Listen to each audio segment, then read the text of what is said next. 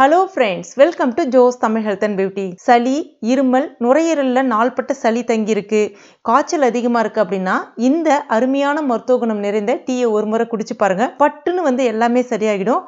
அவ்வளோ ஒரு பவர்ஃபுல்லான, அந்த காலத்தில் நம்ம முன்னோர்கள் அதிகமாக பயன்படுத்திட்டு வந்த ஒரு டீயை பற்றி தான் இன்னைக்கு இந்த வீடியோவில் பார்க்க போகிறோம். இந்த டீயை நீங்கள் குடிக்கும்போதே உங்களுக்கு அந்த சளி, இருமல் எல்லாமே சரியாகிடும்.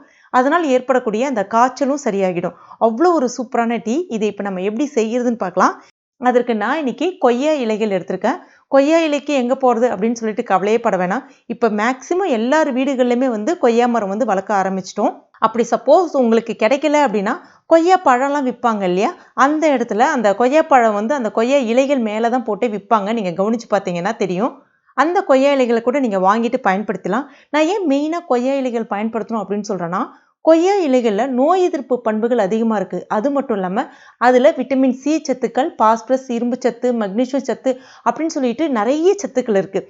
இதில் இருக்கக்கூடிய அந்த நோய் எதிர்ப்பு பண்பு இருக்கு இல்லையா, அது நம்ம உடம்புல இருக்கக்கூடிய அந்த கிருமிகளை எதிர்த்து போராடக்கூடிய தன்மை இருக்குது. நம்ம உடம்புல கிருமிகளை தங்கவும் விடாது, ஏற்கனவே கிருமிகள் இருந்தாலும் அதை அழிக்கக்கூடிய தன்மையும் இந்த கொய்யா இலைக்கு இருக்குது. நம்ம துளசி, ஓமவல்லி இலை இந்த மாதிரிலாம் பயன்படுத்தியிருப்போம். ஆனால் நீங்கள் கொய்யா இலைகளை ஒரு முறை பயன்படுத்தி டீ குடிச்சு பாருங்களேன், உங்களுக்கு நல்லாவே ஒரு டிஃப்ரென்ஸ் தெரிய ஆரம்பிக்கும். அந்த சளி, இருமல், காய்ச்சல் இது எல்லாமே பட்டுன்னு சரியாகிறத உங்களால் நோட்டீஸ் பண்ண முடியும். அவ்வளோ ஒரு சூப்பரான பவர்ஃபுல்லான மருத்துவ குணம் கொண்டது இந்த கொய்யா இலை. இப்போ அது நரம்புன்னு சொல்லுவாங்கள்ல, நடுவில் அந்த நரம்பு மாதிரி இருக்க பாருங்கள், அந்த நரம்பை நீக்கிட்டு வெறும் இலைகளை மட்டுமே பயன்படுத்திக்கங்க. இப்போ இதில் 1 கிளாஸ் அளவுக்கு தண்ணி சேர்த்துக்குங்க. கிட்டத்தட்ட ஒரு 250 ml அளவுக்கு தண்ணி சேர்த்துக்குங்க. இந்த தண்ணியை நம்ம கொதிக்க வைக்கணும். அதுக்குள்ளே நம்ம ஒரு உரலில் ஒரு சின்ன துண்டு இஞ்சி இந்த சைஸில் தோலை நீக்கிட்டு எடுத்துக்கங்க. அடுத்ததாக 3 மிளகு, 2 கிராம்பு, 2 ஏலக்காய் சேர்த்துட்டு நல்லா நசுக்கிக்குங்க. இதில் நம்ம சேர்த்துருக்க இந்த பொருட்கள் எல்லாமே பார்த்தீங்கன்னா அந்த சளி, அந்த இருமலை போக்கக்கூடிய தன்மை இருக்குது. அது மட்டும் இல்லாமல் உடம்புல நல்ல ஒரு நோய் எதிர்ப்பு சக்தியையும் அது அதிகரிக்கும். இப்போ பாருங்கள், இந்த மாதிரி நச்சிட்ட பிறகு தனியாக எடுத்து வச்சுக்கோங்க. இப்போ பாருங்கள், நான் கொய்யா இலை கொதிக்க வச்சுட்டு இருக்கேன். அந்த கொய்யா இலை லைட் அப்படி கொதி வந்த பிறகு ஸ்டவ் ஆஃப் பண்ணிடாதீங்க. அதனுடைய நிறம் நல்லா மாறி வரணும். அப்போ தான் அந்த கொய்யா இலையில் இருக்கக்கூடிய அந்த சாறு எல்லாமே கம்ப்ளீட்டாக அந்த தண்ணியில் நல்லா இறங்க ஆரம்பிக்கும். இப்போ பாருங்கள், இந்த மாதிரி வந்த பிறகு அதுக்கு அடுத்ததான் இதை சேர்த்துட்டு ஒரு 2 நிமிஷம் போல் நல்லா கொதிக்க வச்சுக்கோங்க. இப்போ சுவைக்காக இதில் கொஞ்சமாக பனங்கற்கண்டு சேர்த்துக்குங்க.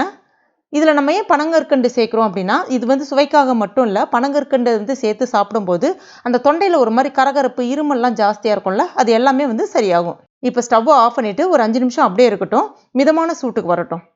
இப்போ இதை நம்ம வடிகட்டிக்கலாம். இது மிதமான சூட்டில் இருக்கும்போது குடிக்கணும். எப்போ குடிக்கணும்னு பார்த்தீங்கன்னா, எப்போ வேணாலும் குடிக்கலாம், யார் வேணாலும் குடிக்கலாம். நீங்கள் சுகர் பேஷண்ட்டாக இருக்கீங்க அப்படின்னா பனங்கற்கண்டு இருக்குல்ல, அதனுடைய அளவு குறைவாக சேர்த்துங்க, ரொம்ப நிறைய சேர்க்காதீங்க. இதை நீங்கள் குடித்த கொஞ்ச நேரத்துலேயே உங்களுக்கு நல்ல டிஃப்ரென்ஸ் தெரிய ஆரம்பிக்கும். உடம்பு நல்ல வேர்க்க ஆரம்பிக்கும். காய்ச்சல் இருந்துச்சுன்னா சரியாகிடும்.